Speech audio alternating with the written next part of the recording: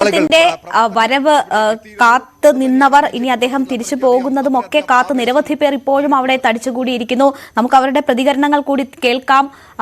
വികസന നേട്ടങ്ങൾ എണ്ണിപ്പറഞ്ഞാണ് പ്രധാനമന്ത്രി സംസാരിച്ചത്. അതിനുശേഷമൊക്കെ അവിടെ കൂടിയവർക്ക്, അദ്ദേഹത്തെ കാത്തു നിന്നവർക്ക് എന്താണ് പറയാനുള്ളത്?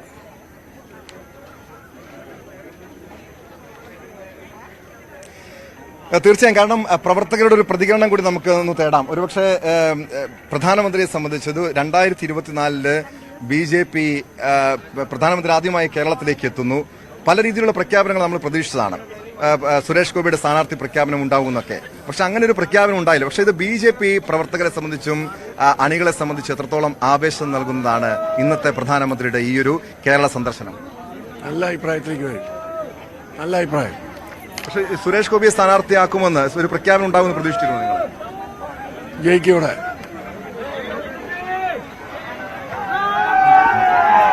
പ്രധാനമന്ത്രിയുടെ വാഹനം കടന്നു പോകുന്നതൊന്ന് കാണാൻ വേണ്ടി നിരവധി പേർ അവിടെ തടിച്ചുകൂടിയിരുന്നത്. അതിന്റെ ആവേശമാണ് നമ്മൾ കാണുന്നത്. തിരിച്ച് അദ്ദേഹം മടക്കുകയാണ്.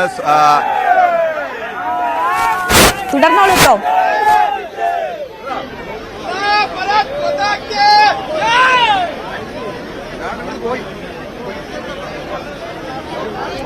പ്രധാനമന്ത്രി നരേന്ദ്രമോദി എത്രത്തോളം ഒരു ആവേശമുണ്ട് നിങ്ങൾക്ക് അദ്ദേഹത്തെ?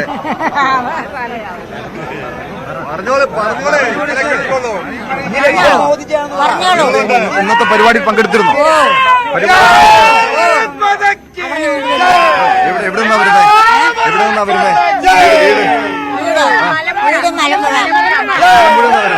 ഈ പരിപാടി പങ്കെടുത്തിരുന്നു.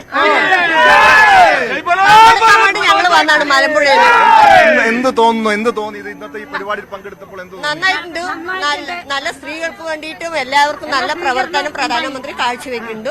അത് കാരണം പ്രധാനമന്ത്രിനെ കാണണമെന്നിട്ടാണ് ഞങ്ങൾ ഇവിടുന്ന് മലമ്പുഴ കണ്ടതിന് ഞങ്ങൾക്ക് നല്ല സന്തോഷം. നരേന്ദ്രമോദിക്ക് BJPയെ സംബന്ധിച്ച് എത്രത്തോളം ആവേശം നൽകുന്നതാണിത്? BJP സംബന്ധിച്ചിടത്തോളം, നരേന്ദ്രമോദി സംബന്ധിച്ചിടത്തോളം തൃശ്ശൂർ ഞങ്ങളങ്ങ് എടുക്കും. തൃശ്ശൂർ മാത്രം എടുക്കുള്ളൂ? തൃശ്ശൂർ എന്തായാലും ഇല്ല. തൃശ്ശൂർ ഞങ്ങളങ്ങ് എടുക്കും. തൃശ്ശൂർ അങ്ങ് എടുക്കും ഞങ്ങള്.